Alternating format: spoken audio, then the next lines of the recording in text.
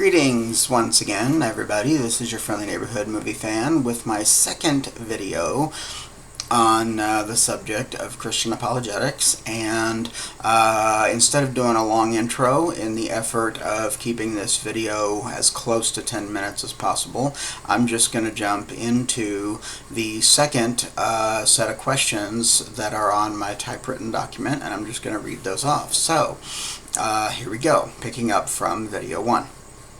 Here we go. Question number 4. Why do some people object to apologetics? Why do they say no?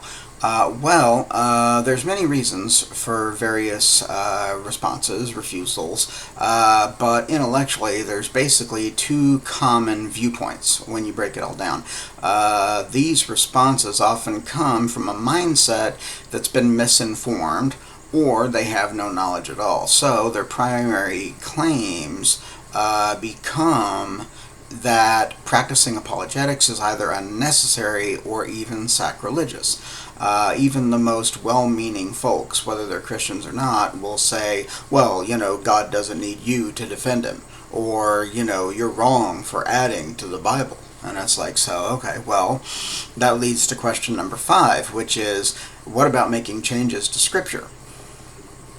And the supposed crime of adding anything to Scripture comes from another misunderstanding, which regards Revelation 22:19. And that says, if any man shall take away from the words of the book of this prophecy, God shall take away his part out of the book of life, and out of the holy city, and from the things which are written in this book. End quote. Now, the most important thing to note is the specificity of that verse pointing to the book of Revelation itself, because it is explicitly identified as the book of this prophecy. Plus, if you followed the more general claim to its most extreme conclusion, the result would be that no document written after the original biblical manuscripts could ever be trusted, including what we have today, period. And we lost those documents ages ago. They crumbled to dust. They're gone. Okay, we have like second and third generation copies. That's it. Okay, we don't have, or possibly, I don't even think we have second generation. We might have third and fourth generation copies. But the originals are gone. We can reconstruct them, but that's another video entirely. Now the Old Testament helps clear this up a little bit with Deuteronomy 4:2, which says, you shall not add to the word that I command you, nor take from it, that you may keep the commandments of the Lord your God.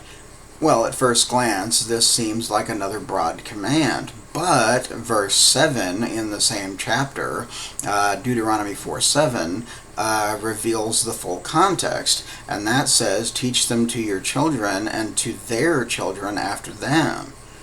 So now we realize that God's intent at that time was a personal instruction to the Israelites, who had been freed from Egypt but were drifting away from God prior to settling in Canaan in the Promised Land.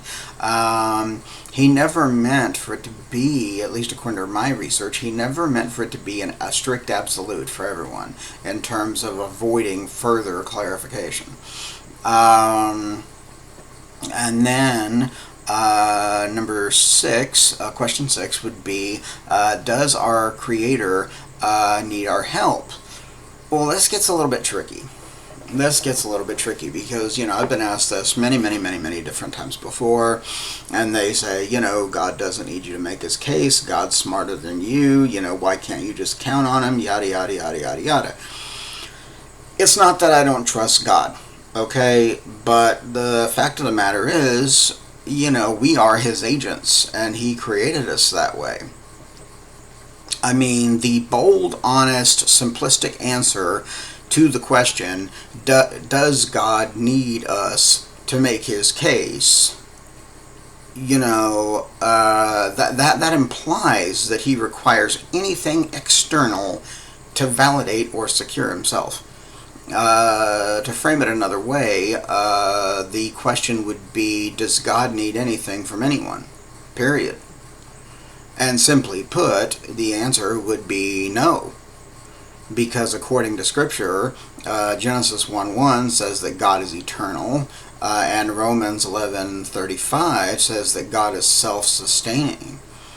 So, regarding a supernatural being, the uncaused first cause, if you will, something that is both eternal and self-sustaining, nothing that we do as mortals would affect, the core aspects of his nature. He could easily, across the board, make his presence known beyond all doubt if he wanted to.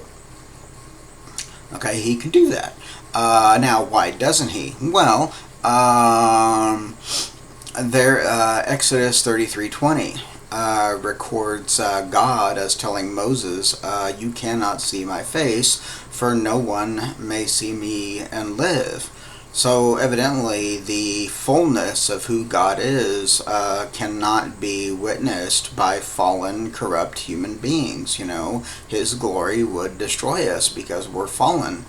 Following, Adam and Eve's rebellion in Eden, we inherited, their fallen nature, and and because of that, we could never encounter God in his fullness, at least in this fallen world. I mean, in heaven, it's another story, because we'd be purified and we wouldn't have to worry about it. But on this mortal world, this mortal plane, we can't take it. And then also the other reason is that he wants us to spread the gospel throughout the world. And he has chosen us to act as his messengers. Now, why would that be necessary? Well, we as human beings generally tend to respond better to people who look and sound like us. I mean, that's why Jesus came down in the first place.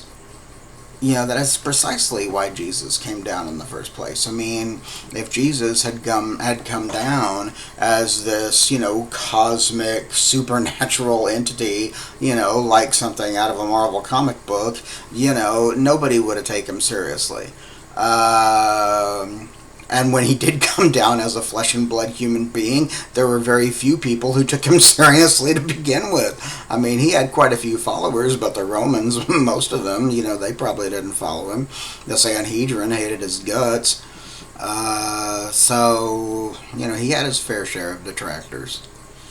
But, this video is a little shorter than I expected, coming up on 8 minutes instead of 10, but I haven't written a lot more yet, and I didn't want to go off on another tangent, so I'm going to leave this one at just a little bit over 8 minutes, and I'll write some more, and I'll do some more research, and I'll make a third video soon. So this is your friendly neighborhood movie fan, signing off with video 2. And I'll see you again soon. Thanks. Bye.